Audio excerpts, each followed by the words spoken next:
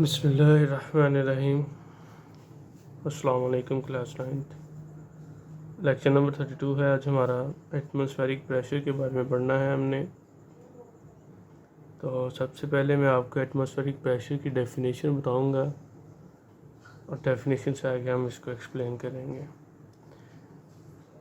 Atmospheric pressure से पहले भी मैं आपको एक चीज़ बताना चाहूँगा और वो है एटमॉस्फेयर। सबसे पहले आपको पता होना चाहिए कि एटमॉस्फेयर क्या है।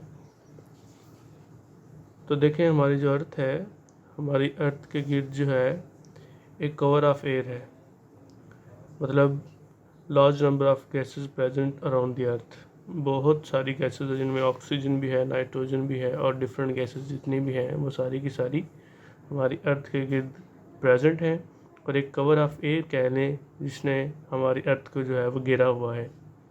वो जो कवर ऑफ एयर है जिसने हमारी अर्थ को घेरा हुआ, उस कवर ऑफ एयर को हम नाम देते हैं एटमॉस्फेयर का।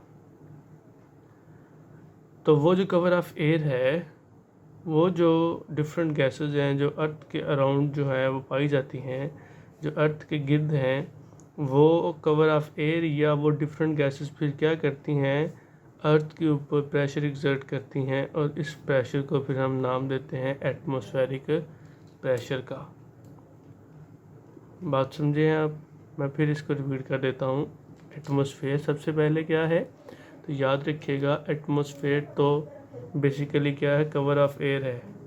डिफरेंट गैसेस अर्थ के अराउंड पाई जाती हैं, अर्थ के गिर्द पाई जाती हैं, और वो जो गैसेस हैं फिर एटमॉस्फेयर के ऊपर क्या करती हैं, प्रेशर एक्सर्ट करती हैं। उस प्रेशर को फिर हम नाम देते हैं एटमॉस्फेरिक प्रेशर। उसे हम किसका नाम देते हैं, एटमॉस्फेरिक प्रेशर का। ये जो एटमॉस्फेरिक प्रेशर है ये बेसिकली जो है वो फ्यू हंड्रेड किलोमीटर तक जो है वो फैला हुआ है ज़मीन के गिर्द, और जो है अब बुलंदी चेंज होती जाती है फ्रॉम सी से जो आप ऊपर जाते जाएंगे, सतह समुद्र से जो आप ऊपर जाते जाएंगे, तो क्या होगा, एटमॉस्फेरिक प्रेशर जो है वो टोटली जो है वो डिफरेंट होता जाएगा। जो आप कंटिन्यूसली ऊपर जाते जाएंगे, एटमॉस्फेरिक प्रेशर जो है वो डिक्रीज़ होता जाएगा। ये तो थी एटमॉस्फेरिक प्रेशर के मतलब। अब एटमॉस्फेरिक प्रेशर कैसे एक्ट करता है, तो याद रखिएगा, ये जो एटमॉस्फेरिक प्रेशर है हमेशा हर डायरेक्शन से किसी भी ऑब्जेक्ट के ऊपर जो है वो एक्ट करता है। ये ऐसा नहीं है कि किसी स्पेसिफिक डायरेक्शन से किसी बॉडी के ऊपर लग रहा हो, नहीं। एटमॉस्फेरिक प्रेशर हमेशा तमाम डायरेक्शन से किसी भी बॉडी के ऊपर जो है वो एक्सर्ट हो रहा होता है। मैं इसके आपको एग्जांपल यूँ देना चाहूँगा कि फ़र्ज़ कर लें कि आपके पास एक बैलून है और बैलून के अंदर आपने क्या की है, एयर फिल की है। जो ही आपने बैलून के अंदर एयर फिल की है तो डेफिनेटली आपने अपने मुंह के अंदर से भी जो है वो एयर उस बैलून के अंदर फिल की है। तो वो जो एयर है उस बैलून के अंदर, वो उस बैलून में क्या करेगी, एटमॉस्फेरिक प्रेशर या ये कह लें एयर प्रेशर जो है एक्सर्ट करेगी on the boundaries of balloon. समझ रहे हैं? अब एक एयर तो वो है जो उस बैलून के अंदर आपने खुद फिल की है, ठीक है, तो वो क्या कर रही है, एयर प्रेशर एक्सर्ट कर रही है on the wall of boundaries.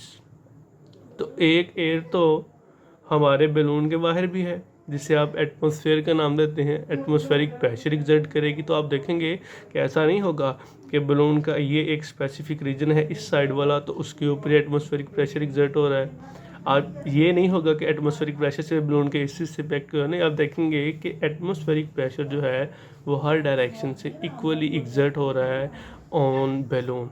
तो इसका क्या मतलब हुआ कि एटमॉस्फेरिक प्रेशर किसी एक स्पेसिफिक डायरेक्शन से किसी बॉडी के ऊपर एक्ट नहीं करता। ये ऐसा नहीं है कि वो ऐसे आए और एक साइड से बलून के ऊपर एक्ट करते, नहीं, वो हर डायरेक्शन से इक्वली एक्सर्ट होता है किसी भी ऑब्जेक्ट के ऊपर।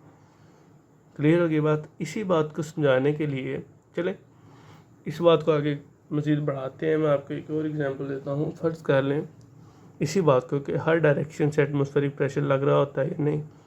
आप ऐसा करें, आप एक टिन कैन ले लें और उस टिन कैन को आप ओपन करें, ओपन करके उस टिन कैन के अंदर क्या फिल कर लें, वाटर फिल कर लें। अब उस टिन कैन को आप जो है वो आग के ऊपर रख दें। आग के ऊपर रख के उसको आप बॉयल करना शुरू कर दें।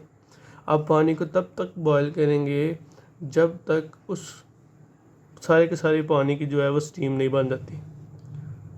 आग जला लें, सोर्स ऑफ हीट ले लें, उस 100 फीट के ऊपर आप टिन कैन के अंदर पानी डाल के गर्म करने के लिए ऊपर रख दें। आपने तब तक इसको गर्म करना है जब तक सारा का सारा पानी जो है वो किस में ना चेंज हो जाए, स्टीम में चेंज ना हो जाए। ये कह लें कि आपने तब तक इसको गर्म करना है कि जब स्टीम बन के इसके कैप से बाहर आना शुरू ना हो जाए। ले जी, आपने इसको गर्म करना शुरू कर दिया। जब आप इसको गर्म कर रहे हैं तो आहिस्ता आहिस्ता आहिस्ता आहिस्ता आहिस्ता ये बॉयल हो रहा है। बॉयल होने से स्टीम बन रही है। तब तक गर्म करें जब तक स्टीम बाहर आना शुरू ना हो जाए। जब स्टीम आना बाहर शुरू हो गई है तो आपने अब क्या करना है, आपने इसके कैप को बंद कर देना है, इसका मुंह बंद कर देना है। जब बंद करेंगे मजबूती से बंद करना है। जब आप इसको बंद करेंगे तो फिर आप इसको आग से उतार दें। अब इसको आग से उतारने के बाद किधर ले आएँ, आप इसको ले आएँ एक वाटर टैप के नीचे। जो ही आप इसको वाटर टैप के नीचे लेके आएंगे तो आप वाटर टैप को ऑन करें, ओपन कर दें इसको। जब ओपन करेंगे तो ठंडा पानी जब इस टिन कैन के ऊपर पड़ेगा तो आप देखेंगे कि वो जो बनी हुई स्टीम थी, मैंने पहले लफ्ज़ बोला है कि आपने इसको तब तक गर्म करना है जब तक सारे का सारा पानी किस में ना चेंज हो जाए, स्टीम में चेंज ना हो जाए। तो वो जो स्टीम में चेंज हुआ वाटर था वो दोबारा इस कूल्ड वाटर की वजह से फिर क्या होना शुरू हो गया है, दोबारा वाटर में कन्वर्ट होना शुरू हो गया है। अब उसका टेम्परेचर लो डाउन हो रहा है, दोबारा किस में जा रहा है, वो कंडेंस होके स्टीम से किस में चेंज हो रहा है, वाटर में चेंज हो रहा है। तो जो ही वो वाटर में चेंज होगा तो फिर क्या होगा कि वो जिस पॉइंट के ऊपर वो डिफरेंट स्टीम्स के बने हुए निशानात थे वो दोबारा किस में चेंज होना शुरू हो गया, वाटर में। तो वो अपनी जगह लीव कर रहे हैं, छोड़ रहे हैं। तो जहाँ से वो जगह छोड़ेंगे वहाँ स्पेस बच जाएगी। अब बाहर से तो एटमॉस्फेरिक प्रेशर एग्जर्ट हो रहा है। जब एटमॉस्फेरिक प्रेशर बाहर से उतना ही लग रहा था तो वो फिर क्या करेगा, एटमॉस्फेरिक प्रेशर इस टिन कैन को जो है उसकी स्ट्रक्चर को जो है वो बिगाड़ देगा। आप देखेंगे कि टिन कैन जो पहले इस कंडीशन में था, बाद में जब उसके ऊपर प्रेशर लगेगा तो प्रेशर लगने से उसकी जो है वो सारी की सारी शेप जो है वो क्या हो जाएगी, डीफॉर्म हो जाएगी। तो वो कुछ इस शेप में बन जाएगा। क्लियर हो गया बात। तो इससे क्या अंदाज़ा लगा रहे हैं आपके वो जो एटमॉस्फेरिक प्रेशर है वो हर डायरेक्शन से इक्वली जो है वो एग्जर्ट कर रहा है किसी भी ऑब्जेक्ट के ऊपर। क्लियर हो गया बात। तो ये आज का हमारा आर्टिकल था एटमॉस्फेरिक प्रेशर। मैं इसको सम अप करने लगा हूँ, मेरी बात गौर से सुन लें। देखें, हमारी जो अर्थ है वो कवर ऑफ एयर से जो है वो घिरी हुई है। उस कवर ऑफ एयर को या ये कह लें कि डिफरेंट गैसेस जो हमारे उस अर्थ के गिर्द मौजूद हैं उसे हम नाम देते हैं एटमॉस्फेयर का। अब वो जो एटमॉस्फेयर है अगर हम कंसीडर कर लें, हमारे पास ये अर्थ है तो इसके गिर्द ये डिफरेंट गैसेस प्रेजेंट है। तो वो डिफरेंट गैसेस जो है क्या बनाती हैं, एटमॉस्फेयर बनाती हैं। अब वो डिफरेंट गैसेस अर्थ के ऊपर क्या करती हैं, फोर्स एग्जर्ट करती हैं। तो फोर्स से क्या क्रिएट होता है वहाँ पे, प्रेशर। तो वो जो डिफरेंट गैसेस अर्थ के ऊपर प्रेशर एग्जर्ट करती हैं उसे हम फिर नाम देते हैं एटमॉस्फेरिक प्रेशर का। ये जो एटमॉस्फेरिक प्रेशर है ये few hundred kilometre above from the earth जो है वो फैला हुआ है। और याद रखनी है मेरी बात, एयर की जो डेंसिटी है वो किसी भी पॉइंट पे यूनिफॉर्म नहीं होती। वो पॉइंट टू पॉइंट जो है वो क्या करती रहती है, वो वेरी करती रहती है। जो जो आप ऊपर जाते जाएंगे एटमॉस्फेरिक प्रेशर आहिस्ता आहिस्ता आप देखेंगे डिक्रीज़ होता जाएगा। तो एटमॉस्फेरिक प्रेशर हमेशा हर डायरेक्शन से एक्ट करता है। हर डायरेक्शन से कैसे एक्ट करता है इस बात को समझाने के लिए मैंने कहा आप एक बलून ले लें, बलून के अंदर आप एयर फिल कर लें। एक एयर तो वो होगी जो आपने उसके अंदर खुद बढ़ी है और दूसरी एयर एटमॉस्फेरिक एयर है। तो आप देखेंगे कि एटमॉस्फेरिक प्रेशर ये जो बाहर से है वो हर डायरेक्शन से इक्वली एग्जर्ट हो रहा होगा।